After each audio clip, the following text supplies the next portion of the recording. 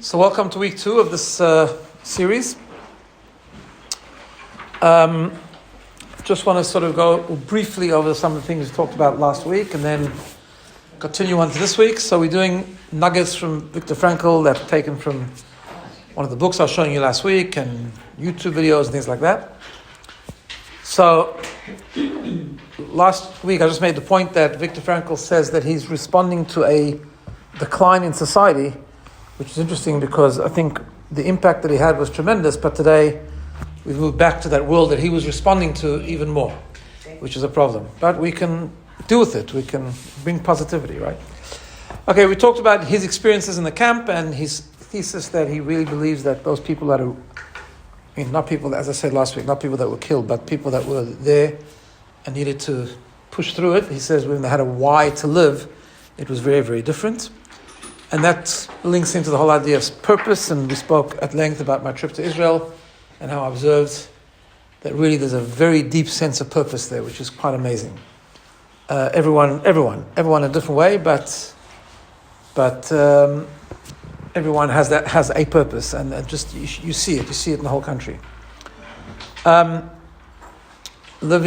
He made the point, living in an affluent society makes it more difficult, because it makes it that we fill other needs like pleasure and things like that, or that becomes the default rather than fulfilling the basic need of every human being, which is meaning and purpose. Viktor Frankel explains. And we also explained because living a life of meaning always means giving up something. Again, something you see in Israel tremendously. And when you give up something, sacrifice doesn't have to always be hard. It just means effort.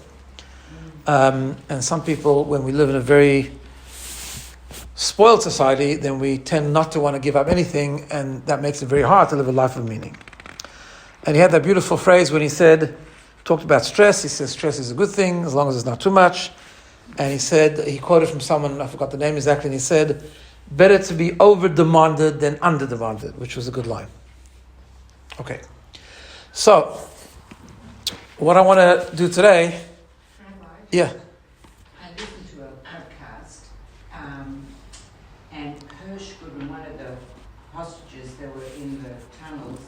Was 3 days with the survivor, I can't remember his name, and he was with him for 3 days, and he told him about Viktor Frankel, and that's what got him through. Yeah. And we'll get to it later about finding meaning in suffering, and so many of them did that in the most incredible way, which is just mind-boggling. Anyway, so what I want to do today is break it down a little bit more, but also have a look at how Viktor Frankel actually defines meaning. What is meaning, right?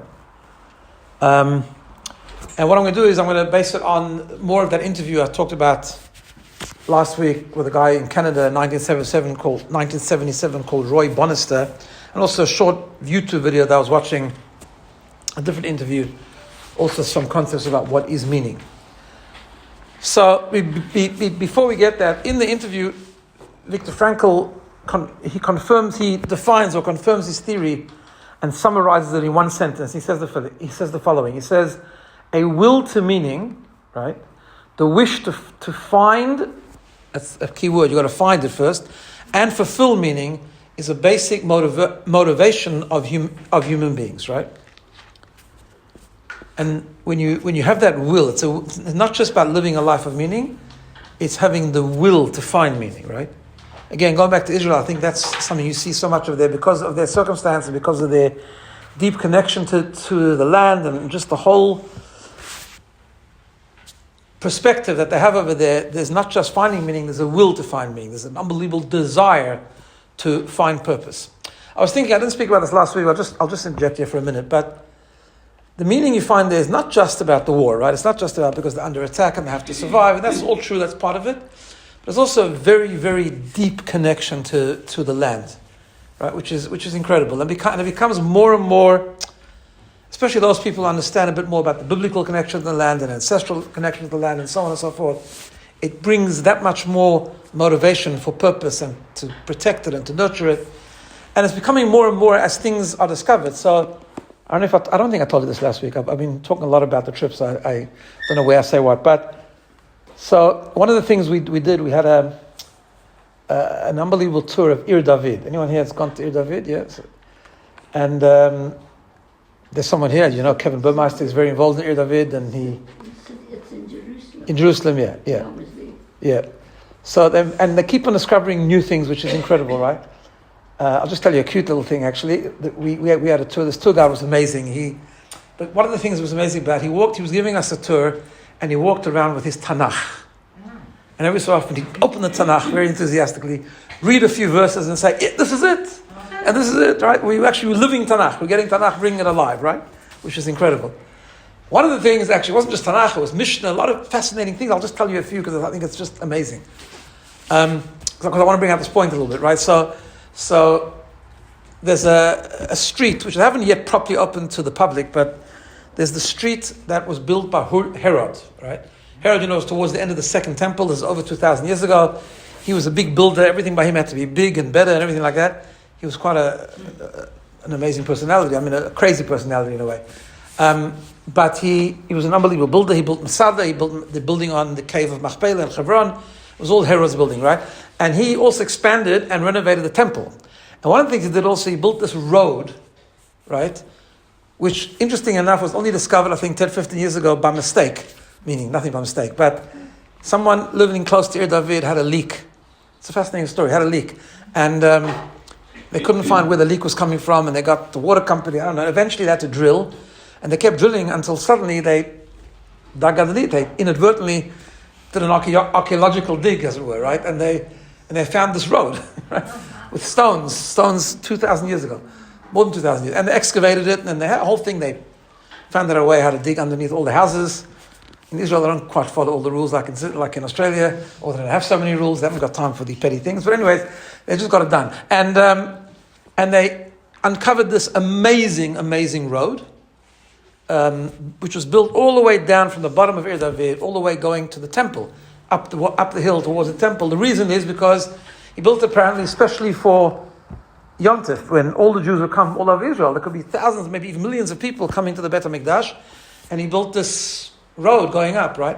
And they found amazing things there, and it just, for me, it was like fascinating because you have things that I've learned in yeshiva and I learned in the Talmud many, many times, and when you see it come alive, it's amazing. So I'll just mention two things. So, for example, they discovered this platform. It's a road, which is a road, and then there's a stone road, and there's like a sidewalk, like a piece off the road, which they presume was shops, right? There was like shops, and people would sell things, and Stalls, yeah, that's exactly stalls. That's the word, yeah. And suddenly they discovered this in the middle, like there's this 3 steps and like a platform. It's all stone, and it was very odd, right? And they figure, which makes perfect sense, that actually it's because the Talmud says, and if you learn the Mishnah about the mitzvah of returning a lost article. So if you find something, one of the mitzvot in the Torah is you're supposed to return it to the owner, but the owner has to be able to identify it. So there's a whole process called machrizin. You have to announce it. So they used to, it says in the Talmud specifically, that especially during Yom Tov time when everyone came, there was this bima, there was this platform placed in the main street or the main thing, whatever, and someone would go, and if you found the lost article, you found someone's wallet, someone's clothing, some of this, you'd go up and you'd say, I found so-and-so. Someone would say, oh gosh, and someone, this was like a lost and found sort of thing. Someone who was obviously looking for it would go to this platform, and then they would say, yes, I lost the wallet. So the guy would say, well, you need to give signs, you need identification marks, and if it was eligible, they would return it. So that's obviously what it was. But you see, like a Mishnah, a piece of the Talmud actually come alive, right? Then what happened was, as they kept digging wider and wider, they found this, behind this platform, there was this wall. And they didn't understand what the wall was doing in the middle of the street. Why a wall, right? And then they kept going behind the wall, and they found the mikveh. And the reason, obviously, they presume the reason for the mikveh is because as people went to the temple, there were mikvahs outside Jerusalem, but if you went to the temple and you hadn't gone to mikveh, doesn't matter, man or woman, you had to go to mikveh because you had to be pure before you went into the Bet HaMikdash, into the temple, right? Obviously, if you go to mikveh, it has to be private, so they built this wall. That makes sense why there's a wall. Anyway, then he showed us an amazing thing. Towards the end, there was they found things like coins and stuff from that era, which is again, from over 2,000 years ago, the time of the temple. Then they found incredible things. So again, let me just give you a Mishnah. The Mishnah in the Talmud talks about being a kosher witness and what it takes to be a kosher witness. One of the things it talks about is someone gambles. And there's a dispute among the commentaries. Does that mean a one-off gambling, or does it mean constantly gambles, whatever the case is? But if someone gambles, they're not really a productive human being, and therefore they're not really kosher to be a witness. The language of the Mishnah, there were different forms of gambling, is mesachek b'kuvya, someone who plays with a kuvya. What's a kuvya? A dice. It's a dice, some sort of gambling. What's that? Or a die, I don't know how you call it in English. A dice, yeah? And I looked it up afterwards because I was just fascinated to see exactly what the commentaries say. And one of the famous commentaries in the Mishnah says, etzem, it was a dice that was made out of stone. Anyway, they have found these things. It's unbelievable. Right now, it doesn't mean that's a good thing people are doing. It's just but obviously if the Mishnah is saying there's someone who does this, he's not fit to be a witness, that means there were people doing this, right? That's why they had to be addressed. Obviously, you don't make up things about that aren't relevant. But evidence. Yeah, so if you want to come up with me after, I'll show you a picture. It is exactly like a dice. It's got the same numbers, the 6 to the 1, position very similar. The only thing is it's carved a bit differently, but it's a piece of stone. It's unbelievable, right? How big? Similar to the dice that we have. It was exactly similar. It's very, very similar. So it goes back so, right? But it's exactly what the Mishnah was saying. Mesacheh b'kuvya. Anyway, many things like that. Then they found the Shilach River, which was at Sukkot. They would draw water. Why am I saying all this? Because as we keep digging and as we keep living there, we actually discover, besides the biblical proof and the Psukim and everything, right? And the Tanakh, that it's so clear that the land was promised to us, that more and more we living the connection, the ancient connection to the land. I mean, you go near David, there are things there that were dated back to time of Avraham Avinu, which is close to 4,000 years ago, right? It's the stones that are that age. I mean, it's crazy, right? So I think that's also what's contributing to the extreme deep sense of purpose there, right? That this is a land, this is ours from Avraham Avinu's times, and it's time. I mean, this is something we've got to. Hebron was the same thing. I mean, there's stuff there that's unbelievable. The guy who took us there, like, his name is Simcha, and it's very befitting because, like, this guy is like, couldn't keep up with him. He's like crazy. He's been living in Hebron for 30 years, not Kiryat Arba, Hebron, which is not safe, right? But they doing it like it's unbelievable, right? So that's yeah. Sorry, I don't know if any of you listen to any of Elon Levy's interviews. I listen to his podcast regularly. I just listened to one recently by a guy called Duran. I don't know if it was that same Duran you mentioned, but he works in this space of antiquities, and it was absolutely fascinating. Yeah, it is. It's really amazing. Yeah. What's been discovered, but I think the road he mentioned. Could be. Yeah, I mean that thing is. I mean they have ruins of King David's palace. I mean, give you right? We all say Tehillim. If someone's not well, we say Psalms. That's where Psalms are written. Right? I mean, it's like unbelievable. Right? Okay, so let's go back to the discussion. So, purpose. Anyway, then an interesting thing in the interview, this guy Steele, I think his name is, asks Viktor Frankel a question, and the question is about maybe meaning is the will for meaning is going down because much of the traditional institutions are declining. So, for example, he says church, which we'll translate into shul, and family values, right? And they seem to be diminishing. So Frankel responds that, yeah, you're right, 100%. And he says it's something that he's called the existential vacuum, and it's contributed to what he calls the feeling of meaning, the feeling of meaninglessness, right? And he says an interesting thing, which he makes in other places as well, a very interesting point Viktor Frankel highlights, and that is, because this comes up in an interview also on the YouTube that I saw, that he says a person is not, he makes a huge distinction, very in line with Jewish thought, of course, between a human and an animal. All right?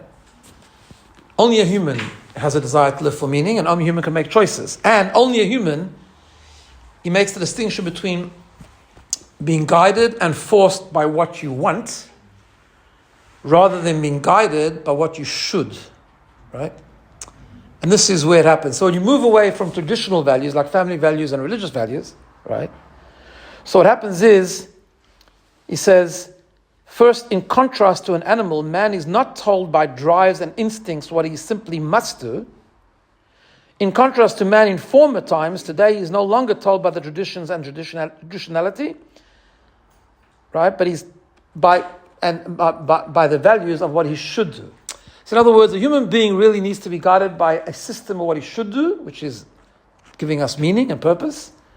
And what happens is you don't have those traditions and you don't have those institutions, and you don't have those structures of things telling us what is moral and meaningful to do, so we revert back to doing what we think we must do. In other words, those instincts, those temptations, those indulgences and things that we think we must do because that's what we have an urge to do, and we don't realize that we have a choice to control them and to make choices that we don't have to follow them, but we can follow rather things that are being told to us about what we should do.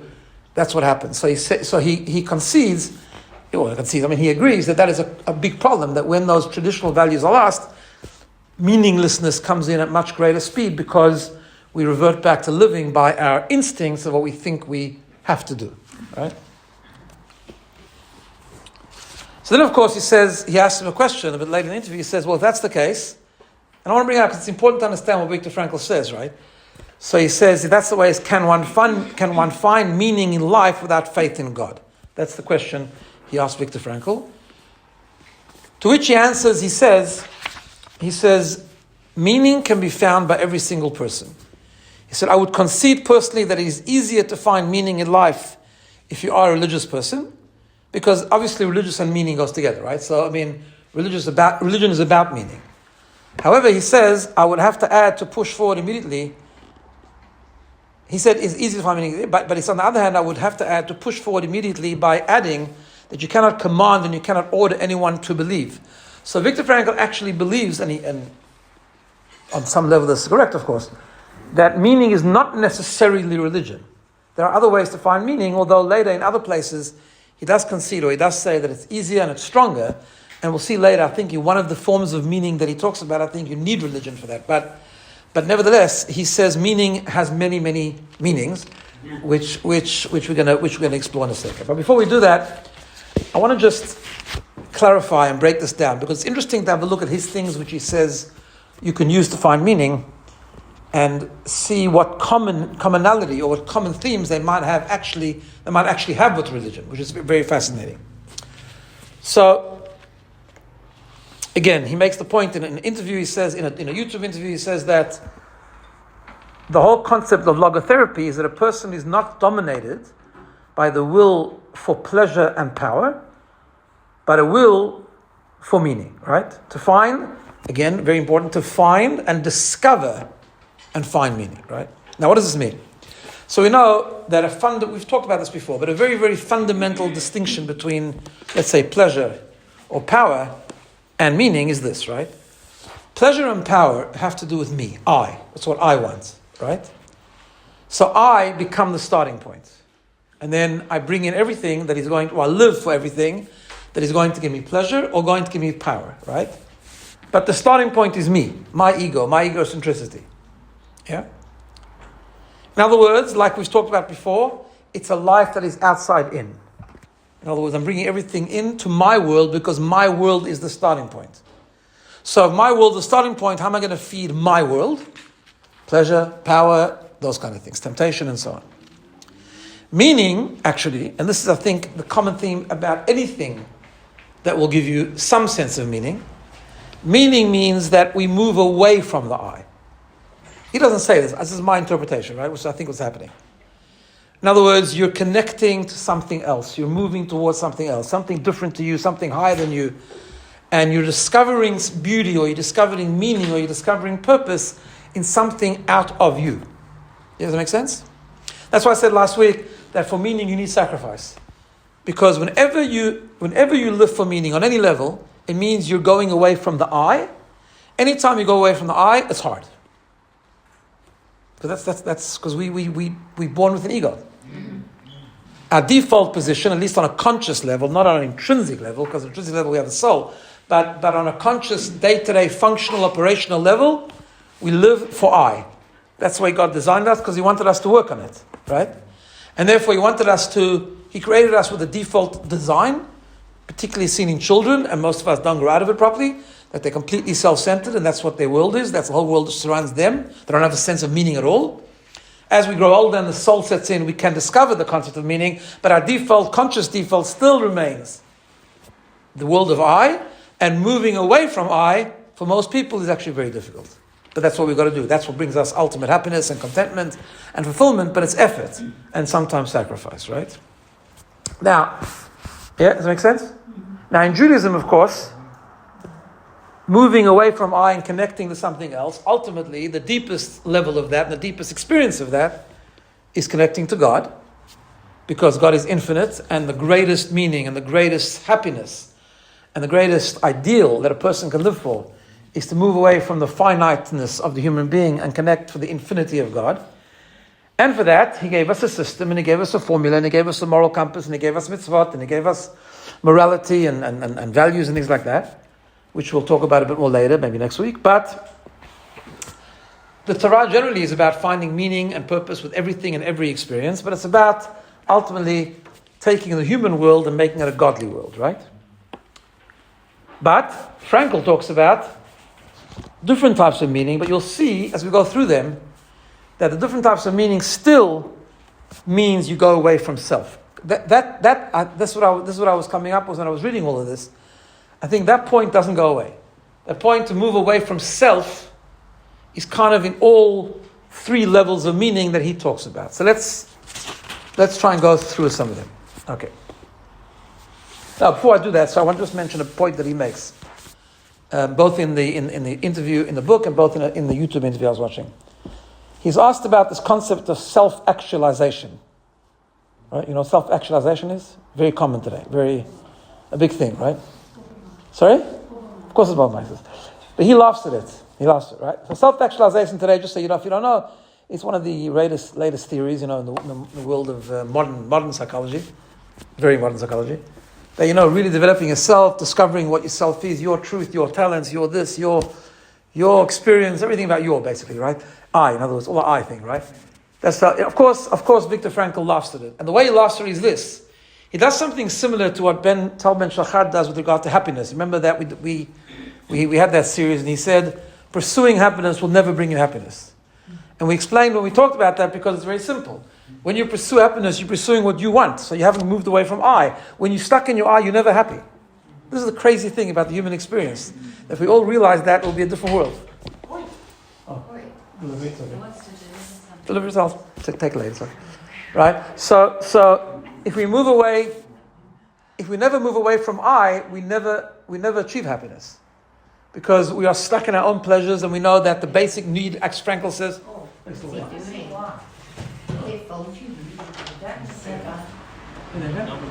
Oh, yeah. Oh, no, number 2 is upstairs. It's over the back. That looks great. Anyway, that's the problem here with the address, because the address is 337 and the address is... Okay, so let's go back into this. So, the basic need of human being is meaning. For meaning, you have to move away from I. Happiness, you have to move away from I. And we tend to get stuck in the I, and that never brings happiness. So Tal Ben Shachar says, remember that you don't pursue happiness, you pursue things that bring happiness, which are more meaningful things. He says the same thing. He says, self-actualization is a great thing, but it's stupid. He says, when you live a life of meaning, self-actualization will come out anyway, because you will automatically, if you do things that are meaningful, the self will flourish, right? If you pursue self-actualization, then you're just busy with yourself. If you're just busy with yourself, you won't find happiness, and you won't find contentment, and you won't even find self-actualization, because you're just busy with your ego. True self-actualization goes to the core of the human being, goes to the core and essence of who we are, which is the need, the will, and the need and the willingness to discover meaning, and that will automatically bring out who we are. All right, so it's about moving away from self. I'll just read you one paragraph where he answers one of the questions about this. It says like this. He says, you see, there's also empirical evidence to the effect that teenagers are too much concerned with self-interpretation and self-actualization. The problem is, he was talking about when this was starting in teenagers. Those teenagers are now us, I think. And it's teenagers and us and the whole world. So it's a problem. Both, of course, are detrimental, right? They obviate what I call self-transcendence. You should and may actualize yourself, but you can actualize yourself only to the extent to which you turn outward. Meaning you got to move away from yourself. And Abraham Maslow, the man who more than anyone else propagated and promulgated the concept of self-actualization. Listen to this. In his latest works before he died, was conceding and agreeing with my criticism that self-actualization can never be aimed at as a target. If you aim at it, you are missing it. Beautiful. If you aim at it, if you're looking for it, you're missing it. The same is true with happiness, with pleasure, and so forth. Very much like Tal Ben Shachar says. Okay. So what are the three levels of meaning? So the way he puts it is as follows. He says there are three values. Creative values, experiential values, and attitudinal values. Okay? The first is creative values, which means the first way to find meaning in life on a very, very basic level is to do something that's creative. In other words, work, but do something that is purposeful, right? It's through work, through creating a work or doing a deed. Obviously something that is important, but right? Which means, in other words, creating something new, right? Or finding purpose in what you're doing. Remember Tal Ben Shachar also spoke about like the janitors in the hospital. The one who was just doing it because he needed a job and hated it. The other one who felt that he was contributing to society because he's helping the hospital function. Without the janitors, the doctors couldn't do their job, right? Which is true. So the concept of just doing something which you see has a purpose. Engage in something that you see has a purpose. Which is to the exclusion of just doing things that bring you pleasure, right? That's completely different. Again, on a very low level, but it's still the idea of go beyond yourself a little bit. Like, go beyond what you find pleasurable and do something that society, humankind, the world has benefit from. Help the world. Do something that's beneficial, right? Which he calls it creative values because it often has to do with creativity. Do something which hasn't been done. Do something which you can contribute with, right? That's the first one. Incidentally, by the way, going back to Israel, which has such a society of meaning, they're also one of the most creative societies on the planet. Right? All startups and creative stuff. They're not. I mean, it's like a very big. I mean, last week I talked about the paradox, but another paradox that's in Israel is that their systems are completely archaic, and their creativity is phenomenal. Like they have the best technology in the world, but if you go to a bank to try and open it, it's like ridiculous, right? Like they're just in the dark ages because they're just not organized. They're running it still like they started the state. Like in Yiddish we say like a Chassidish Melava Malka, like about a bunch of Jews that got together on the end of Shabbat. They had a Melava Malka. That was what it was. It was a bunch of guys from the old country who got together and let's make a country. And they're still on some levels running like that, but they're the most creative people, which is amazing. Anyways, okay. The second level of meaning, he says, is experiential. What does that mean? To experience something out of you. Now, this can be done in many ways. I'll tell you one he brings in man's search for meaning. How this can sometimes just help a person lift, even though it's not really that important even, but nevertheless, it means just being open to experiencing something out of you. So he says that there's a story there in the concentration camp, how one day, him and the other people that were there, they went to witness and went to look at a sunset, a beautiful, beautiful sunset. They could see the sunset from where they were. Obviously, the contrast to the surroundings they were in was phenomenal, but they stopped for a moment. They were able to sort of exit where they were and just marvel at the sunset and be absorbed in the beauty of the sunset, right? So he says even that is a concept of meaning, because what you're doing is you're allowing yourself to experience something outside of you, which fits into what he was saying before about moving forward. Now, it's not a huge thing, but yeah, you learn something, you see something, you experience something out of you. But in the other book that I'm reading now, in this interview, and this is what he says many times, what this translates in terms of experience something, is to experience someone else. And he goes into the concept of the depth of relationship. One of the ideas of meaning is, which again, like I explained, is translated into moving forward, moving out of yourself, is to experience someone in his very uniqueness. In other words, learning from the difference of someone else. We've talked about this a lot, but he puts it into the context of finding meaning, right? I'll read you this paragraph because it's really written very beautifully. He says this means loving. But he says love, he defines what love is, right? Love is not sexual. On the contrary, human sexuality is more than just sex. Precisely to the extent to which it serves as a bodily incarnation. I may say a mode of expression, the physical mode of expressions of one's love, of a personal togetherness. This is the point I want to make out. Getting hold of another person in his very uniqueness and seizing the uniqueness of another person is equivalent to the very definition of love. Right? So not the love, physical love or romantic love. That's pleasure, which is not a bad thing, but it has to be in the context of true love or true relationship. And we've talked about this a lot, where the Torah actually says in the very beginning of Genesis that a person cannot be alone. And it's not just a comment that you can't be alone because it's lonely and it's hard and it's painful, but it's really about the concept that the essence of the human being is relationships. Why? Because as we talked about before, if Judaism holds that the ultimate life of meaning is religion, is connecting to God, it's the person connecting to an infinite God through the moral compass and the formula that he's given us, right? That requires, it's not just about doing mitzvot, just about doing the things which are important, because that's the mechanism of how we connect, but it's more of an attitude, right? It's more of a feeling, it's a feeling of going beyond myself. And in the Torah we find a fascinating thing. That for the first, I'm sure I've mentioned this before, but for the first book of the Chumash, basically, right? We 5 books of Moses. For the first book, we don't learn much about the relationship between Israel and God. The Torah only happens 2,000 years later, after the world is created, right? Why? What do we read about? We read about people and we read about relationships. Marriages. Abraham got married. Yitzchak, Yaakov. His relationship with his father-in-law, relationship with his wives.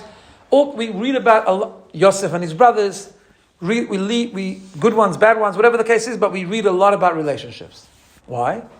Because I've told you this before, there's a Talmudic passage which has a fascinating thing. It says the following. It says that God can tolerate every human being and coexist with any human being except for the arrogant, which is very harsh. You can be you could have done something absolutely terrible, and yet God says, I'm willing to coexist with you. I'm willing to live with you. I'm willing to reconnect with you, but only if you're not arrogant. Why?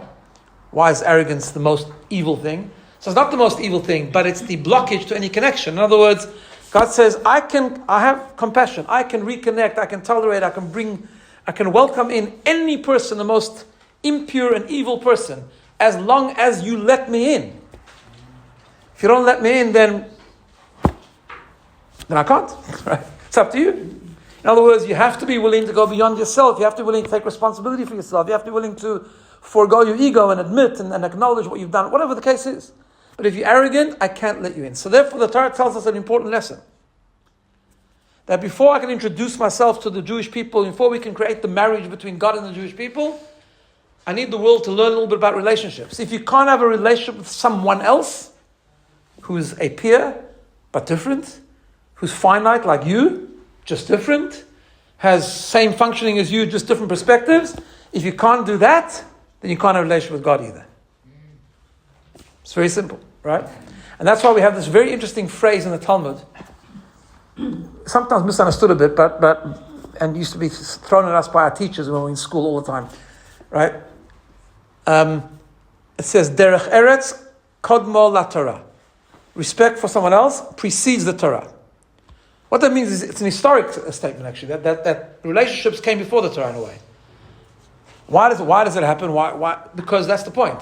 If you want to engage in the Torah, if you want to engage in true meaning, in true connection with God, you have to be able to respect someone else. If you can't, you're not really connected with God either. Because that's the ultimate going beyond yourself. The ultimate going beyond yourself is to become godly, is to go to connect to something completely infinitely greater than yourself. Not just another person. But if you can't connect with another person, you can't connect to God. Now, going back to what Viktor Frankel says, that's why one of the ways of meaning is relationships, but he defines not relationships that we engage in to enhance the self. Obviously, every relationship enhances the self, but again, same idea. But if you enter into a relationship just because you find it pleasurable or you want it to work for you, then it won't work for you, ultimately, because it's about you. But if you go into a relationship and have true love, which, as we've talked about before, means love together with respect and valuing the individuality of the other person and the difference of the other person and and the aspects of the other person that you can learn from and absorb and engage with, you're growing way beyond yourself. That's a much deeper expression of meaning. Because you're going beyond yourself. Every time you go beyond yourself and you're learning something different, you're growing, that's already a meaningful experience. It's beyond the ego. It's inside out, going outward, rather than bringing everything into your pleasure. So that's why he says that's the second level of meaning. Then he says, the third one is what he calls attitudinal. This is a very fascinating one. He says, if need be, when you basically it's the concept of finding meaning in suffering or in challenge, right? And this is a big thing that Viktor Frankl talks about. He says, you may even find the deepest possible, the highest conceivable meaning, because you then have an opportunity to bear witness to the human potential as it's at its best. The most human of all human capacities, which is to turn a tragedy into a personal triumph, to turn your predicament into an achievement on a human level. That's the greatest meaning.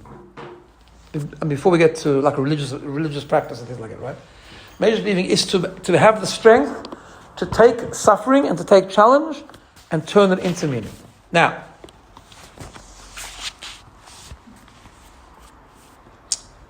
he says, so life is potentially meaningful under any condition. And of course, this became so strong after his experiences in the Holocaust, where he was able to, he had that theory, as we mentioned last week, before the Holocaust, but he cemented it and he said he experienced it during the Holocaust, right?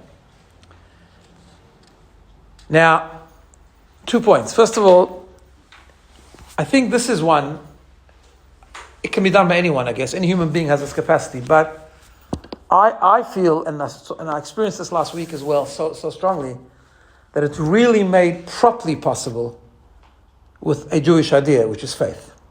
It's hard to do without emunah, right? You can, people have done it, but without emunah, it's very, very difficult to find meaning and to turn challenge into opportunity and to find greatness in suffering, right?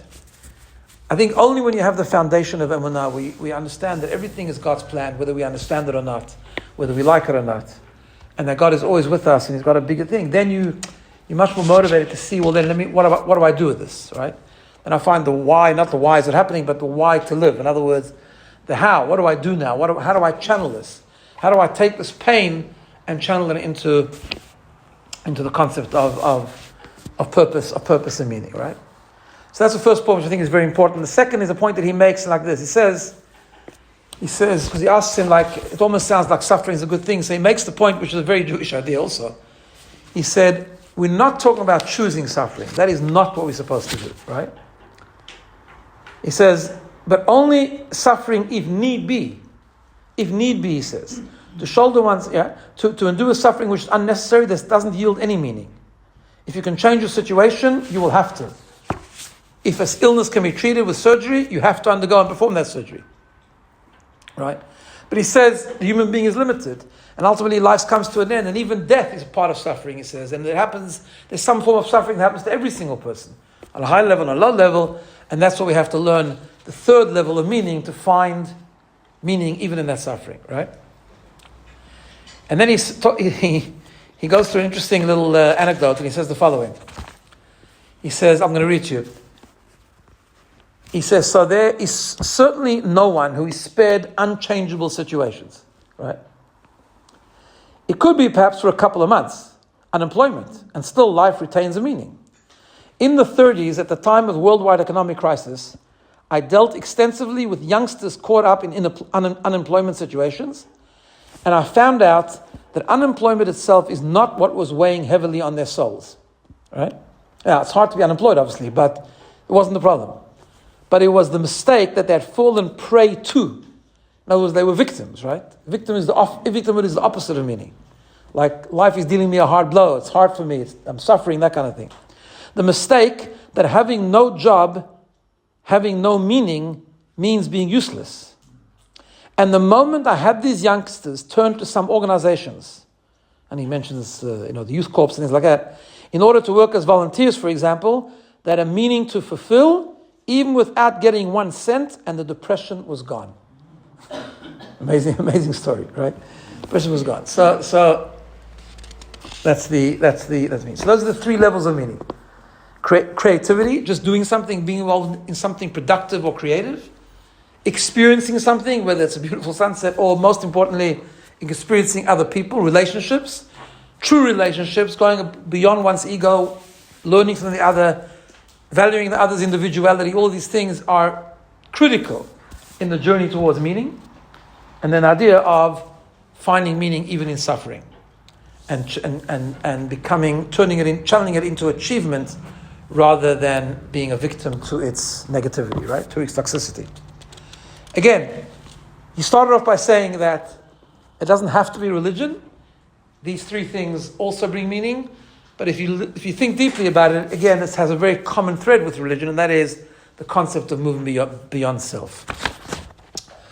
So, just finishing with a couple of important things. So, we talked before about self-actualization.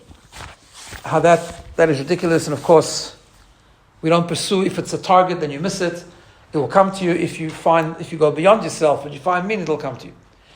Now, this idea is also a very, very Jewish idea. It also needs to be understood because it doesn't mean that each person doesn't have their own uniqueness. You know, self-actualization at the end of the day is a true thing, right?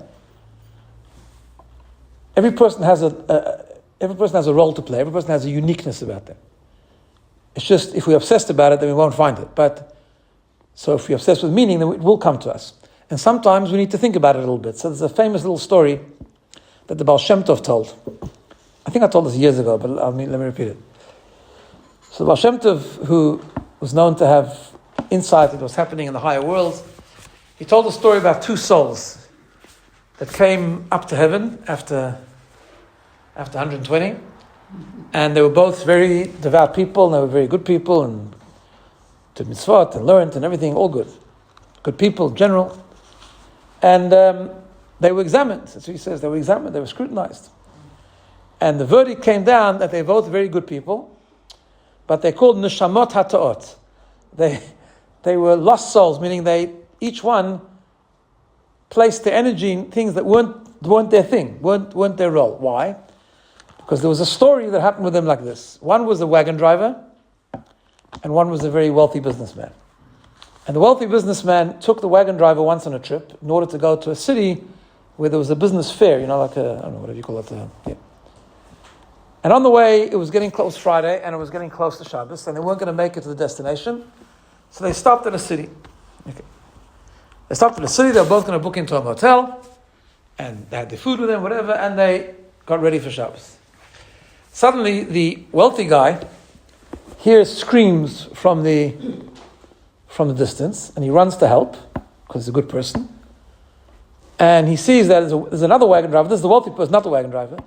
He sees another wagon driver, whose horse has got stuck in the mud.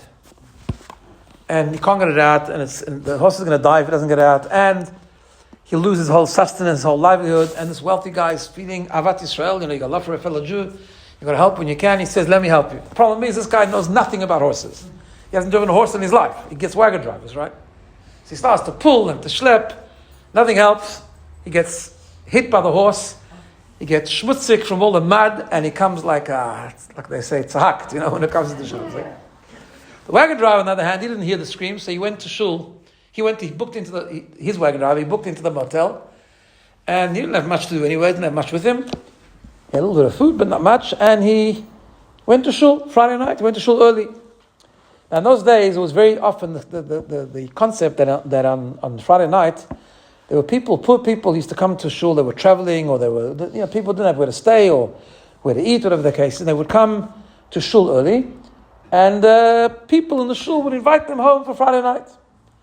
So they come early too, because they have nothing to do, and they want to be early enough to be invited out. And the only guy in the shul is this wagon driver. So he invites them all, it's like 10 guys, he invites them all to his hotel room. When everyone else came, by the time davening was finished, they were all invited, so no one else could invite them to their homes. So what happens? They go to his hotel room. He doesn't have much food, only a tiny bit to share around. So they eat the Shabbos meal, they go home early, and they're hungry. Right? So both people did a tremendous mitzvah. They wanted to help other people. But you have to know what you're good at, right? You have to know what you think. So what should have happened, of course, is the rich man should have called the wagon driver, and the wagon driver should have deferred to the rich man to invite people for Shabbos, right? So that's what's called the wandering souls, the ones that like done with, they call them verblonging souls. In Yiddish there's a thing called verblongen, which means to lose your way. So what does that mean? It means like this. So of course there's a concept that we each have a different role. And we each have an area of emphasis. And sometimes we have to talk about that to other people, and sometimes it takes a bit of time to discover, what we're good at and what we can excel at.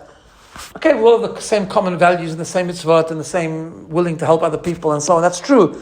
But how we channel that is a bit different. But what Viktor Frankel is saying, which of course again is in line with Jewish thought, is if you're obsessed with that, if that's your starting point, then it's just about you. If my starting point is about something higher, my starting point is not that I'm going to be a good guy or I'm going to be a good people helping me, now I'm going to work out exactly what I'm best at. No. If the starting point is let me give myself over to a higher cause, then of course along the way I'm going to have to give some thought to what I'm good at, what I'm not good at, right? But what's your starting point? What's your journey? What do you want out of life? If it's about just what's good for you and pleasure and achievement and arrogance and fame and honor, then of course self-actualization is going to be your obsession, and it's not going to work because it's not going to bring contentment and happiness. But if your starting point is, no, I want to just do what's right, I want to give myself over, I want to surrender to something higher than me, then of course along the way you've got to deal with what you're good at. Of course you've got to fit in and not invite people for Shabbos where you don't have food, or not try to fix wagons where you don't know what you're doing, right? Because you need to be a little bit higher. You need to be a little bit clever about how you can achieve the meaning that you're looking for, which of course is very connected to what we going to celebrate this Sunday night a week, which is Shavuot. Shavuot is a week and a few days away. Shavuot is the time we became a nation, and of course we all know the famous phrase that when the Jews accepted the Torah, they said Na'aseh v'nishma. We commit and then we're going to understand. So it's not just about doing and understanding. These two things represent two important ideas. Na'aseh is an expression of surrender, right?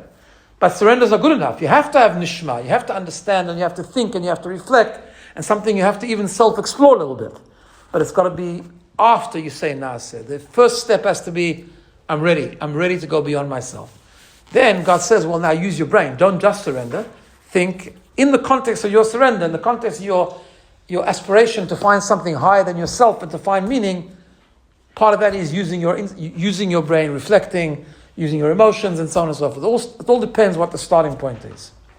So those are the basic ideas. Today's idea was to find out what is meaning, right? And this is the three levels of Viktor Frankel's idea, and they all come with one common theme about going beyond yourself, what he calls beautifully moving outwards. More to come. See you next week. Have a wonderful day.